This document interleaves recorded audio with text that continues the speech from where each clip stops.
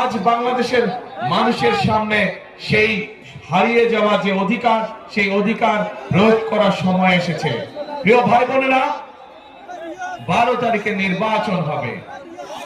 ভাই, এখানে বিজেপি সদস্যবৃন্দ যারা আপনারা হুইসেলিং করছেন, দয়া করে হুইসেলিংটা বন্ধ করে দেন। আপনার হুইসেলিংটা বন্ধ করে দেন। হ্যাঁ, বসো বসো বসো বসো, কথা শুনো। এই হুইসেলিংটা বন্ধ করে দেন। হুইসেলিংটা বন্ধ করে দেন। হুইসেলিংটা বন্ধ করে দেন, তাহলেই সবাই সুস্থ।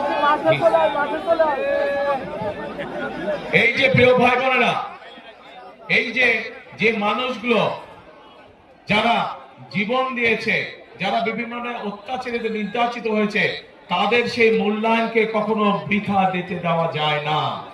এবং এইবারকার নির্বাচন শুধু দেশের জনপ্রতিনিধি নির্বাচিত করার নির্বাচন নয়, এবারকার নির্বাচন হবে আমাদের দেশকে পুনর্গঠন করার নির্বাচন। গত 1 যুগ ধরে বাংলাদেশের মানুষ তাদের যেমন রাজনৈতিক অধিকারকে প্রয়োগ করতে পারে নাই, তারা কথা বলার স্বাধীনতা পায় নাই, ঠিক একইভাবে বাংলাদেশের মানুষ তাদের অর্থনৈতিকভাবে প্রতিষ্ঠিত হওয়ার অধিকার থেকে অনেক পিছিয়ে গিয়েছে। দেশে সঠিক পরিমাণে আমাদের তরুণদের, যুবকদের যে কর্মসংস্থানের